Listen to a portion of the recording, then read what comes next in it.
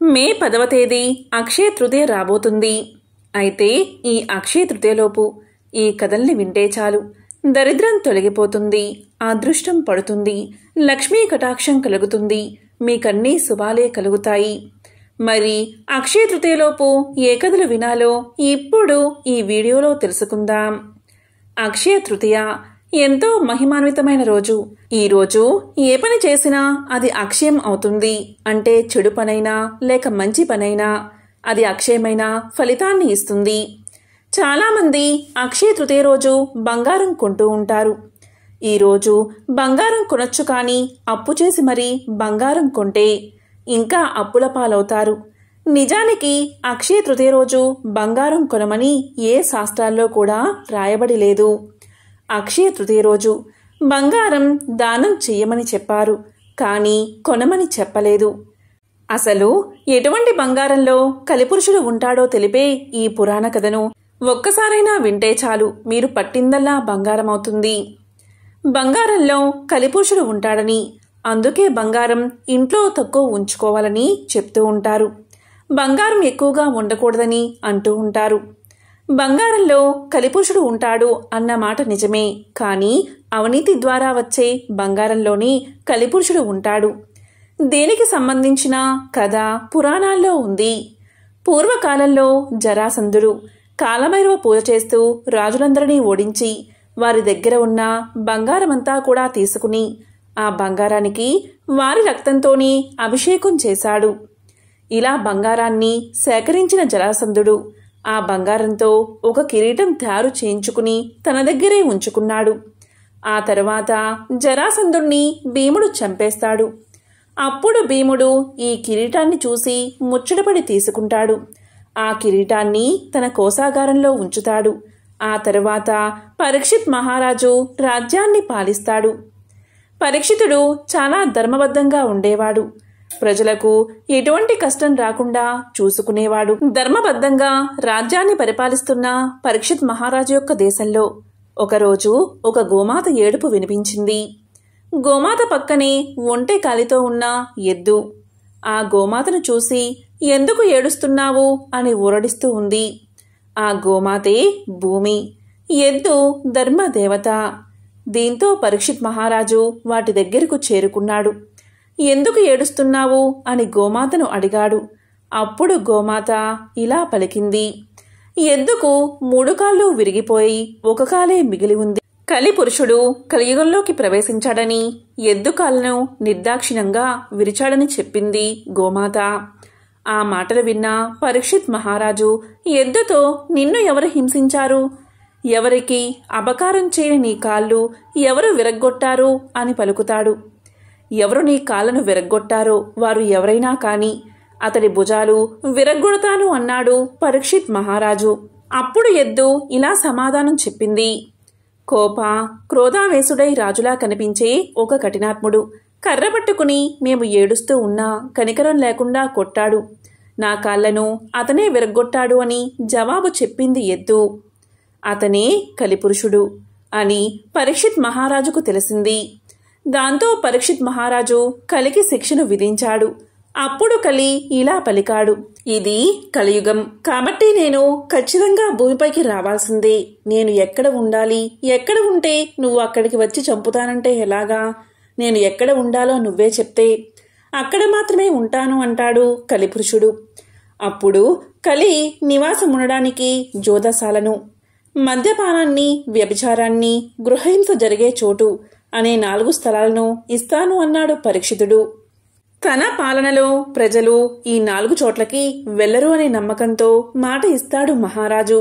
మహారాజు 4 స్థానాలు మాత్రమే ఇచ్చినప్పటికీ జూదస్థలం నుంచి అసత్యం, మద్యపానం నుంచి అహంకారం, వ్యభిచారం నుంచి కామం, హింస నుంచి కోపం, క్రోధం, ఇలా 4 స్థానాలను కూడా మరో 4 స్థానాలు కూడా ఆక్రమించాడు కలిపురుషుడు. ఇవి కాకుండా మరో స్థానం ఇవ్వమని వేడుకున్నాడు. అప్పుడు పరీక్షిత్ మహారాజు సరేనని, అవినీతి ద్వారా సంపాదించిన బంగారం ఉన్న చోటును కూడా నీదే అన్నాడు. అయితే బంగారం నుంచి మాత్సర్యం పుడుతుంది కాబట్టి ఆ స్థానాన్ని కూడా తనది చేసుకున్నాడు కలిపురుషుడు. ఒకసారి పరీక్షిత్ మహారాజు యొక్క కన్ను తన కోశాగారంలో ఉన్న కిరీటం మీద పడుతుంది. ఆ కిరీటం అన్యాయ మార్గాల ద్వారా వచ్చిన కిరీటం. ఆ కిరీటాన్ని పరీక్షిత్ మహారాజు ధరిస్తాడు. అలా ధరించగానే ఆ కిరీటం ద్వారా కలి మహారాజులోకి ప్రవేశిస్తాడు. వెంటనే ఆయనకు క్రోధం పెరిగిపోతుంది. వేటకు వెళ్లి దొరికిన జంతువులన్నిటినీ కూడా చంపేస్తూ ఉంటాడు. సమీక మహర్షి దగ్గరకు వెళ్లి ఆయన మీద చచ్చిన పామును వేస్తాడు పరీక్షిత్ మహారాజు. ఇదంతా కలిపురుషుడు పరీక్షిత్ మహారాజులోకి కిరీటం ద్వారా ప్రవేశించడం వల్లే జరుగుతుంది. ఈ కథ మనకి ఏం చెప్తుంది అంటే, అవినీతి అన్యాయ మార్గం ద్వారా సంపాదించిన బంగారంలోనే కలిపురుషుడు ఉంటాడని, మన కష్టార్జితంతో కొనుక్కున్న బంగారంలో కలి ఉండడు అని. బంగారం మహాలక్ష్మి స్వరూపం. సాధారణంగా అందరూ కూడా కష్టార్జితంతోనే బంగారం కొనుక్కుంటారు. కనుక అందులో కలిపురుషుడు ఉండడు.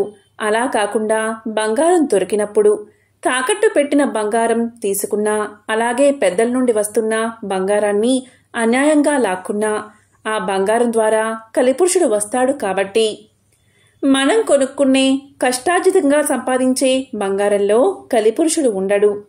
కాబట్టి ఎప్పుడైనా సరే, ఎక్కడైనా సరే, ఎటువంటి పరిస్థితుల్లో అయినా సరే ధర్మబద్ధంగా జీవించాలి. ధర్మంగా సంపాదించిన ధనంతోనే బంగారం కొనాలి. పాపాలు చేసి సంపాదించిన ధనంతో బంగారం కొంటే ఆ బంగారంలోకి కలి ప్రవేశిస్తాడు. ఎంతో పవిత్రమైన విశేషమైన ఈరోజు ఈ కథలు విన్నా, చదివినా, చెప్పినా కష్టాలు తొలగి అపర కుబేరులుగా మారిపోతారు. లక్ష్మీ కటాక్షం కలుగుతుంది. కలిబాధలు తొలగిపోతాయి. పూర్వం వారణాసిలో రామశెట్టి అనే వ్యాపారి ఉండేవాడు. ఆయనకు 4 కుమారులు. వ్యాపారంలో 4 కుమారులు సహాయం చేస్తూ కాలాన్ని గడిపేవారు. రామశెట్టి వారి కుమారులకు యుక్త వయసు వచ్చిన తర్వాత ధనవంతులైన అందగత్తెలను ఇచ్చి 3 కుమారులకు వివాహం చేశాడు. ఒకసారి 4వ కుమారుడు పనిమీద వేరే ఊరు వెళ్తాడు. అక్కడ ఒక అమ్మాయిని చూసి ఇష్టపడతాడు. ఆ అమ్మాయి అక్కడ ఆవులు కాస్తూ ఉంటుంది. పని పూర్తయ్యాక ఇంటికి చేరుకున్న 4వ కుమారుడు తాను ఒక అమ్మాయిని ఇష్టపడ్డాని, ఆమెనే వివాహం చేసుకుంటానని తండ్రికి తెలియచేస్తాడు. తండ్రి అలాగే నాయనా సరే అని పలుకుతాడు. అమ్మాయి పేరు లావణ్యవతి. ఆమెకు తల్లిదండ్రులు లేరు. ఆమె గుడికి సంబంధించిన పనులు చేస్తూ ఉంటుంది. గుడికి సంబంధించిన ఆవులు తీసుకువెళ్లి మేపుకొస్తూ ఉంటుంది. ఈ విషయాలన్నీ కూడా వాకపు చేసి రామశెట్టి తెలుసుకుంటాడు. అప్పుడు వారి పెద్ద కొడుకులు ఇలా పలుకుతారు. పోనీలే నానా, మనకు డబ్బు ఉంది కదా, తమ్ముడు ఇష్టపడ్డాడు కాబట్టి ఆ అమ్మాయితోనే వివాహం చేద్దామని పలుకుతారు అన్నలు. ఆ తరువాత 4వ కుమారుడు లావణ్యవతిని వివాహం చేసుకుని ఇంటికి తీసుకువస్తాడు. లావణ్యవతి చాలా అందంగా ఉంటుంది.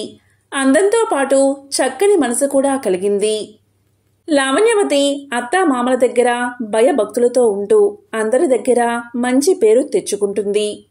లావణ్యవతి ఈ విధంగా పేరు తెచ్చుకోవడంతో మిగిలిన 3 తోటికోడళ్లకు అసూయ పెరిగిపోతుంది. లావణ్యవతి పేదపిల్ల, మిగిలిన 3 ధనవంతుల బిడ్డలు. దానితో వారికి లావణ్యవతి అంటే కొద్దిగా చిన్నచూపు ఉండేది. లావణ్యవతికి ఒక మంచి స్వభావం ఉండేది. అదేంటి అంటే ఎవరైనా ఏదైనా అడిగితే లేదు అనకుండా ఇచ్చే స్వభావం. అయినా లావణ్యవతి అత్తవారింట్లో ఉండగా ఆ ఇంట్లో పనివాళ్లు ఎండనక వాననక కష్టపడుతూ ఉండేవారు. అప్పుడు లావణ్యవతి వారిని చూసి, ఇప్పుడైతే నేను భవనంలో సుఖంగా ఉన్నాను, కానీ పెళ్లికాకముందు నేను ఇలాగే కష్టపడుతూ ఉండేదాన్ని.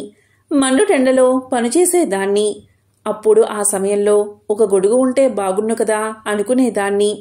సేద తీరేటప్పుడు ఒక విసినకర్ర ఉంటే బాగుండు అనుకునేదాన్ని. ఈ పనివాళ్లు కూడా నాలాగే కష్టపడుతున్నారు కదా, వీరికి కూడా గొడుగు విసినకర్ర ఉంటే బాగుంటుంది కదా అనుకుంది లావణ్యవతి. అనుకున్నదే తడువుగా ఇంటి పెరటివైపు వెళ్లి ఆ ఇంటి యొక్క తాటాకు ఇంటి మీద ఉన్న తాటాకులు లాగి ఒక గొడుగులాగా విసిరికరలాగా తయారు చేసి వారికి ఇచ్చింది.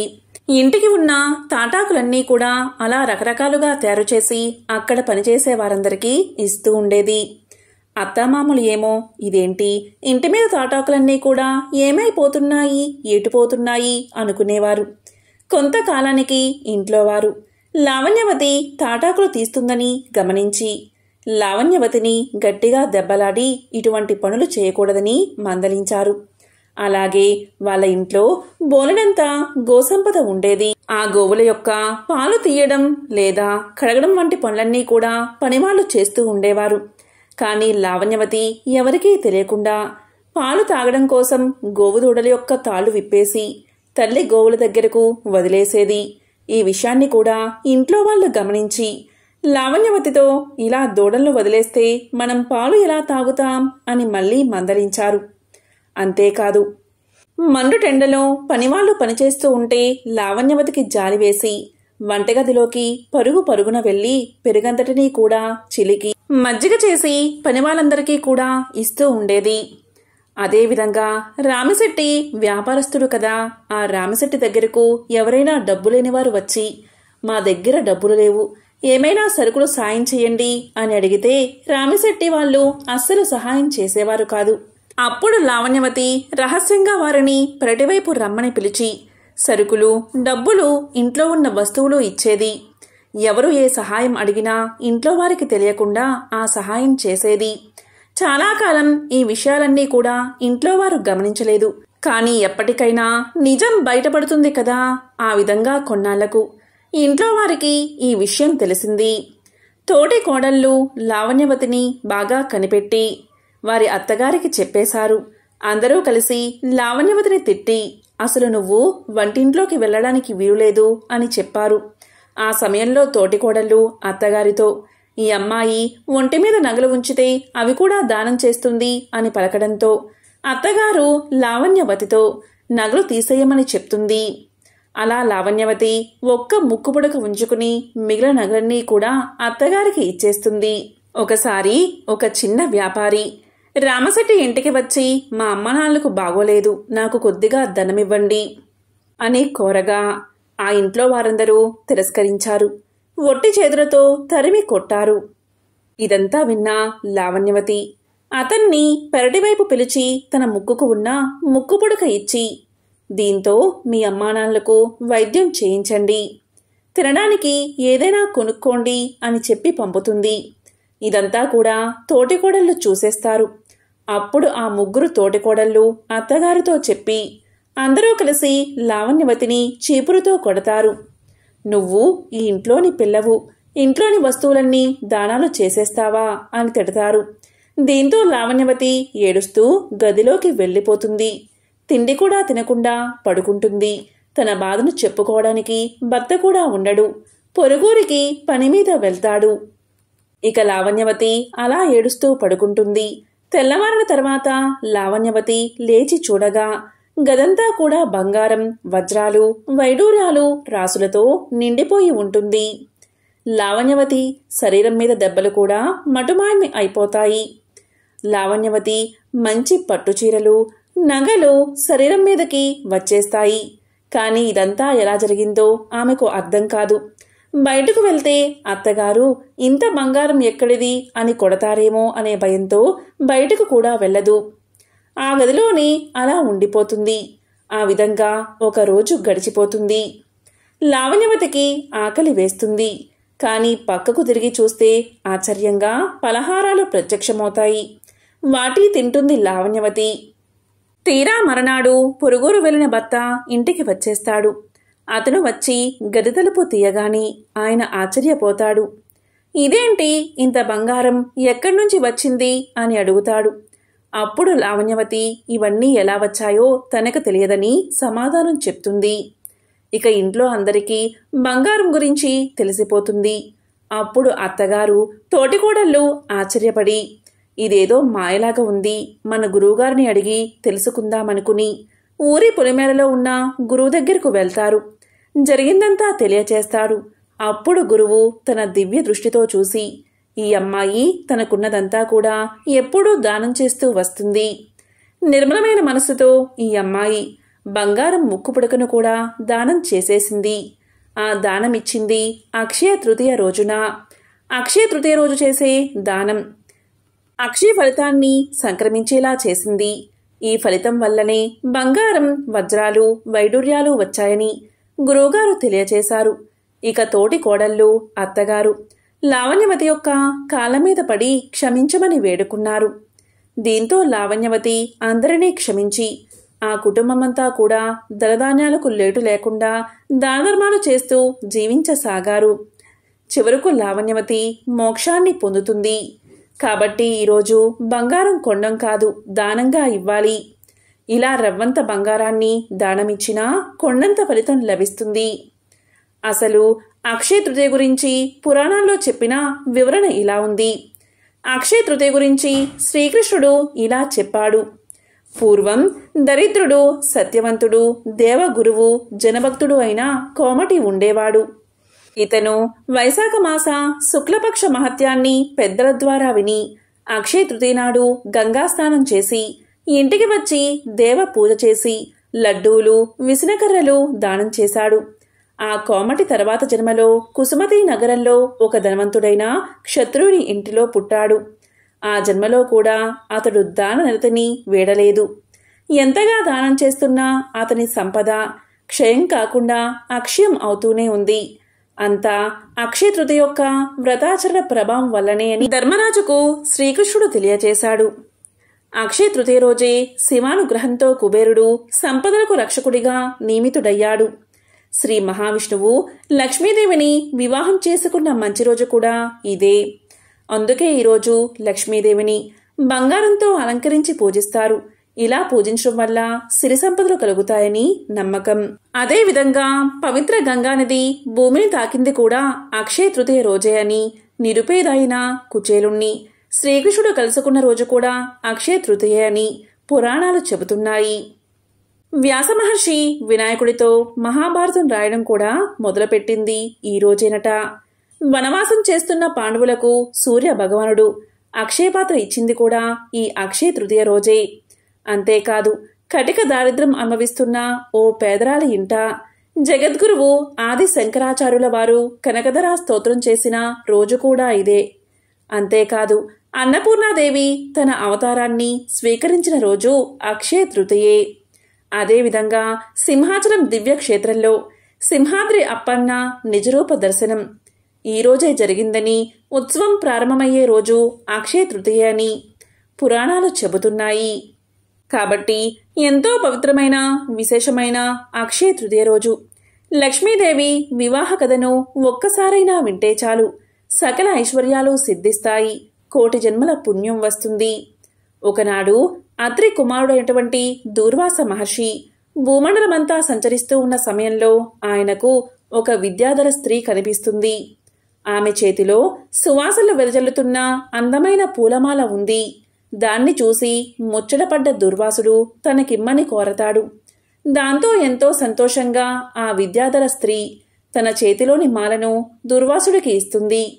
ఆ మాలను గ్రహించిన దుర్వాసుడు ఎంతో ఆనందించి అక్కడి నుంచి బయలుదేరి దివ్యమైన ప్రదేశాలు చూస్తూ తన సంచారాన్ని కొనసాగించాడు. అన్ని లోకాలు తిరుగుతూ దుర్వాసుడు ఒకసారి స్వర్గానికి చేరుకున్నాడు. దారిలో ఆయనకి ఐరావతం మీద ఊరేగుతూ వస్తున్న దేవేంద్రుడు కనిపించాడు.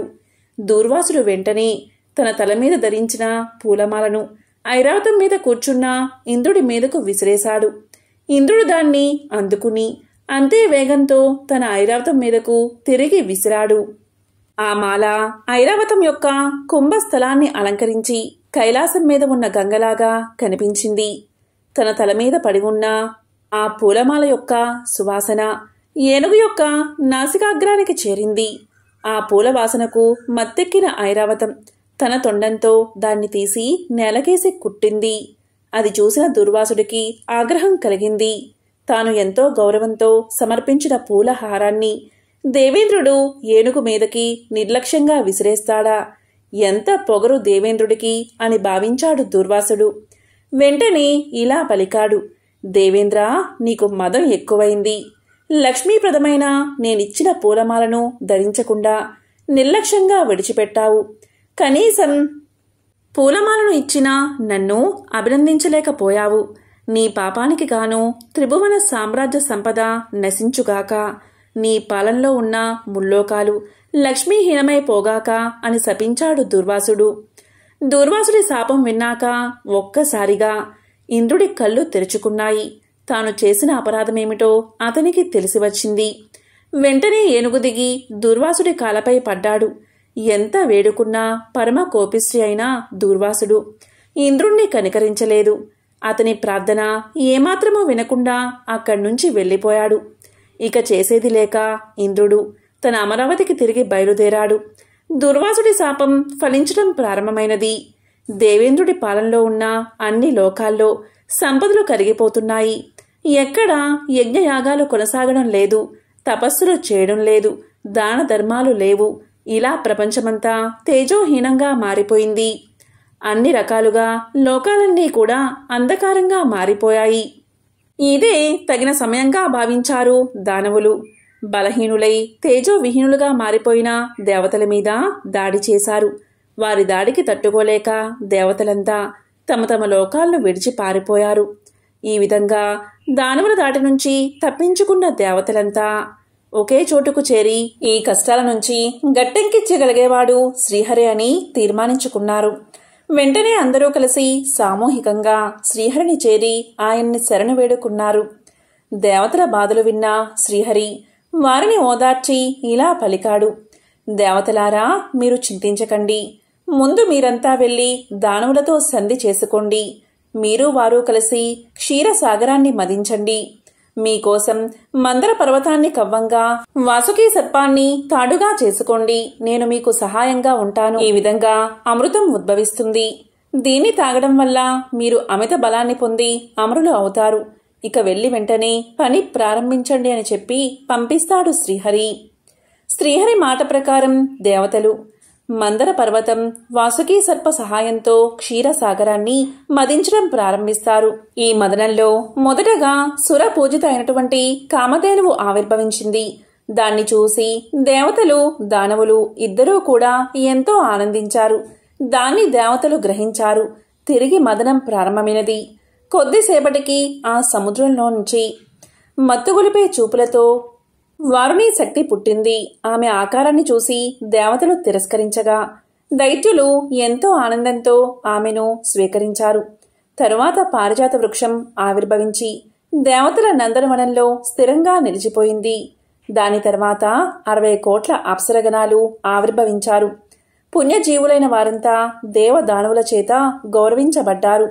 వారి తర్వాత చల్లని వెన్నెల్లు కురిపిస్తూ చంద్రుడు ఉదయించాడు. తన తలలో శిరోభూషణంగా అలంకరించుకుంటానని శంకరుడు చంద్రుణ్ణి గ్రహించాడు. ఆ వెంటనే భయంకరమైన జ్వాలలు వెదజల్లుతూ కాలకూట విషం ఆవిర్భవించింది.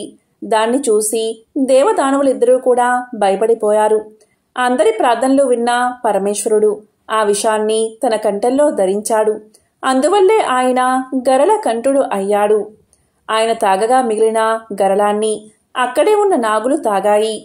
ఈ విధంగా క్షీరసాగర మదనం కొనసాగుతుంది. ఈ విధంగా కొద్దిసేపటికి అమృత బాండం ధరించిన ధన్వంతరి పాలసముద్రం నుంచి ఉద్భవించాడు. ఆ తరువాత వరుసగా గుర్రము, ఐరావతము జన్మించాయి. ఇక వెంటనే వికసించిన తామర పువ్వు మీద కూర్చుని సర్వాలంకార శోభిత అయిన శ్రీ మహాలక్ష్మీదేవి పాల సముద్రం నుంచి బయటకు వచ్చింది. సర్వాలంకారిణి అయిన ఆ దేవిని చూసి ఋషులు, మునులు ఎంతో ఆనందించి శ్రీ సూక్తంతో ఘనంగా స్తుతించారు. ఆమె రాక సందర్భంగా గంధర్వులు పాటలు పాడారు. అప్సరసలు నాట్యం చేశారు. గంగాది నదులు దేవీ స్నానం కోసం విచ్చేశాయి. దిగ్గజాలన్నీ స్వర్ణ కుంభాలతో గంగాజలాన్ని తీసుకుని మహాలక్ష్మీదేవిని అభిషేకించాయి. క్షీరసాగరుడు స్వయంగా పైకి వచ్చి ఎప్పటికీ వాడిపోని పద్మమాలను దేవికి సమర్పించాడు. దేవశిల్పి విశ్వకర్మ లక్ష్మీదేవికి దివ్యమైన స్వర్ణాభరణాలు తయారు చేసి ఇవ్వగా వాటిని ధరించి సర్వాలంకార శోభితగా శ్రీ మహాలక్ష్మి అందరికీ దర్శనమిచ్చింది. మహా సౌందర్యంతో కోటి సూర్యుల కాంతులతో వెలుగొందుతున్న ఆ దేవిని చూసి ఆమె లావణ్యానికి మైమరిచిపోయి దేవతలు, దానవులు ఎవరికి వారు ఆమెను స్వీకరించాలని పోటీపడ్డారు. అదే సమయంలో బ్రహ్మదేవుడు అక్కడికి విచ్చేసి లక్ష్మీదేవిని శ్రీహరికి సమర్పించాడు. అందరూ చూస్తూ ఉండగా బ్రహ్మ మాటను గౌరవించిన శ్రీహరి లక్ష్మీదేవిని తన వక్షస్థలం మీద ధరించాడు. శ్రీహరి చేత వరించబడ్డ లక్ష్మీదేవి ఆయనతో ఇలా పలికింది: స్వామి, నన్ను స్వీకరించినందుకు చాలా సంతోషం. నన్ను ఎప్పుడూ మీరు విడవకండి. మీ హృదయమే నాకు తగిన స్థానం. మీ ఆజ్ఞల్ని నేను శిరసా వహిస్తాను అని వినయంగా తన చేతిలో ఉన్న పూలమాలను ఆయన మెడలో వేసింది. ఆ దివ్య దృశ్యాన్ని చూసి దేవతలు ఎంతో సంతోషించి వారి మీద పుష్పవర్షం కురిపించారు. లక్ష్మీదేవి తమకు దక్కకుండా శ్రీహరిని వరించడంతో దానవులంతా ఎంతో బాధపడ్డారు. దేవతల మీద వారికి కోపం వచ్చింది. వారికి ధన్వంతరి అమృత భాండాన్ని పట్టుకుని కనిపించాడు. అంతే, ఒక్కసారిగా ఆయన చేతిలో ఉన్న భాండాన్ని లాక్కుని పరిగెత్తారు దానవులు. అది చూసి దేవతలంతా ఎంతో ఆందోళన పడ్డారు. శ్రీహరి వెంటనే మోహిని రూపాన్ని ధరించి దానవుల ముందుకు వెళ్లాడు. తన మాయోపాయంతో వారందరినీ పరవశులను చేసి మోహపరిచి అమృతాన్ని మొత్తం దేవతలకు దక్కేలా చేశాడు. దానవుల దగ్గరకు వచ్చేసరికి ఒక్క చుక్క కూడా మిగలలేదు. దాంతో ఆగ్రహించిన అసురులు ఆయుధాలు ధరించి దేవతలపై తిరగబడ్డారు. అయితే అప్పటికే అమృతం తాగిన కారణంగా దేవతలు అమిత బలవంతులై అసురుల దాటిని తిప్పికొట్టారు. అంతేకాదు, వారిని తమ స్థానాల నుంచి తరిమేశారు. ఆ విధంగా దేవతల దాటికి తట్టుకోలేక అసురులంతా పారిపోగా దేవతలు సంతోషించి తమకి ఇంత మేలు చేసిన శ్రీహరిని పరిపరి విధాలుగా ప్రార్థించారు. ఆనాటి నుంచి సురాపాన వసులై స్త్రీలులై పాతాళానికి వెళ్లి అక్కడే నివసించసాగారు అసురులు. ఎప్పుడైతే మహాలక్ష్మీదేవి ఆవిర్భవించిందో వెంటనే అన్ని లోకాలు తిరిగి ప్రకాశించాయి. అందరికీ ధర్మబుద్ధి కలిగింది. సూర్యుడు పోయిన కాంతిని తిరిగి పొందాడు. అన్ని లోకాలు లక్ష్మీకళతో వైభవంగా విరాజిల్లాయి. అప్పుడు బ్రహ్మదేవుడు దేవతలతో: సురులారా, జగన్నాథుడైన శ్రీహరి, జగద్రక్షకుడైనటువంటి శంకరుడు మీకెప్పుడూ అండగా ఉంటారు. వారిని మీరు ఎప్పుడూ కూడా ఉపాసిస్తూ ఉండాలి, పూజిస్తూ ఉండాలి అని చెప్పి సత్యలోకానికి చేరుకున్నాడు. ఇలా లక్ష్మీదేవి పెళ్లి అక్షయ తృతీయ రోజే జరిగిందని పురాణాలు చెబుతున్నాయి. ఎంతో పవిత్రమైన విశేషమైన ఈ కథను వింటే చాలు సకల ఐశ్వర్యాలు సిద్ధిస్తాయి. ఒకప్పుడు వ్యాస మహర్షి వేదాలు విభజించిన వాడని, పురాణాలను రక్షించిన వాడని వ్యాసుడికి ఉన్న గౌరవంతో మునులు ఆయనకు మర్యాదలు చేశారు. అప్పుడు ఆ మునుల మధ్య ముక్తినిచ్చేవాడు విశ్వేశ్వరుడా లేక విష్ణుమూర్తియా అనే చర్చ జరుగుతూ ఉంది. మునులందరూ కూడా విశ్వేశ్వరుడు ఒక్కడే ముక్తిదాత, మరొకడు లేరు అని అంటూ ఉండేవారు. అప్పుడు వ్యాసుడు చేయి చాచి ఇలా అన్నాడు: వేదాల్లో, పురాణాల్లో, మహాభారతంలో వర్ణింపబడినవాడు ఒక్కడే, ఆయనే విష్ణుమూర్తి. సృష్టి స్థితిలయలకు కారణభూతుడైన ఆది పురుషుడు కాబట్టి అతనే మోక్షప్రదాత, శివుడు కాదు అని చెప్పాడు వ్యాసుడు. అది విన్న మునులంతా ఆశ్చర్యపోయి, మహానుభావ, నువ్వు సర్వజ్ఞుడువు, నీకంటే బాగా తెలిసినవారు ఎవరున్నారు? అయితే నువ్వు ఇప్పుడు పలికిన మాటలు విశ్వేశ్వర సన్నిధిలో అంటే కాశీలో చెబితే మాకు ఆనందం కలుగుతుంది అన్నారు ఆ మునులు. దానికి వ్యాసుడు అంగీకరించి తన 10,000 మంది శిష్యులతో మునులతో కాశీకి చేరుకున్నాడు. అక్కడ స్నానం చేసి బిందుమాధవుణ్ణి భక్తితో సేవించి స్తోత్రం చేశాడు. ఆ తర్వాత నృత్య గీత వాయిద్యాలతో మాధవుణ్ణి సేవించాడు. మాధవుడు ఒక్కడే మోక్షదాత అని చేతులు పైకెత్తాడు. అప్పుడు అతని చెయ్యి ఎత్తినట్లు స్తంభించిపోయింది. అతని మాటలు కూడా స్తంభించిపోయాయి. అప్పుడు మాధవుడు వచ్చి, వ్యాస, ఎంత తప్పు చేశావయ్యా! ఈ విశ్వంలో ఈశ్వరుణ్ణి మించిన వారు మరొకరు లేరు. ఆయన దయవల్లే నేను చక్రిని అయ్యాను, లక్ష్మీసుతుడై అయ్యాను. త్రైలోక్యాన్ని రక్షించే సామర్థ్యం ఈశ్వరుడి వల్లే నాకు కలిగింది. నువ్వు శుభాన్ని కోరాలి అంటే శంకరుణ్ణి స్తుతించు అన్నాడు విష్ణువు. వెంటనే వ్యాసుడు అలా చెయ్యగా అతని అంగాలన్నీ అతని స్వాధీనంలోకి వచ్చాయి. అప్పుడు వ్యాసుడు శ్రీ మహాదేవుణ్ణి అనేక విధాలుగా స్తుతించాడు. ఆ తరువాత వ్యాసుడు నిత్యమూ స్నానం చేసి ముక్తి మండపంలో కూర్చుని శిష్యులకు విశ్వేశ్వరుని దివ్య మహిమలను, వేదపాఠాల గురించి చెబుతూ గడుపుతూ ఉండేవాడు. స్కంద పురాణం ప్రకారం వారణాసిలో వ్యాస భగవానుడికి, ఆయన శిష్యులకు 7 రోజుల పాటు ఎవరూ భిక్ష వెయ్యలేదు. కాశీని శపించాడు. అప్పుడు విశాలాక్షిదేవి ఒక బ్రాహ్మణ గృహిణిగా మారి తన ఇంటికి వ్యాస భగవానుణ్ణి అతని శిష్యులను ఆతిథ్యానికి ఆహ్వానించింది. వారందరికీ విశాలాక్షి, విశ్వేశ్వర దంపతులు షడ్రసోపేత ముస్తాన భోజనాన్ని పెడతారు. వ్యాసుడు కాశీ పట్టణాన్ని శపించడం మహానేరంగా భావించిన శివుడు వ్యాసుణ్ణి కాశీక్షేత్రం నుండి బహిష్కరిస్తాడు. దాంతో వ్యాసుడు శివుడి కాళ్లమీద పడి తప్పు మన్నించమని కోరతాడు. వ్యాస నిష్కాసనం చరిత్ర సృష్టిస్తుందని ఊరడించి మళ్లీ తప్పక వ్యాసునికి కాశీలో ప్రవేశించే అనుమతి ఇస్తానని విశ్వేశ్వరుడు చెప్తాడు.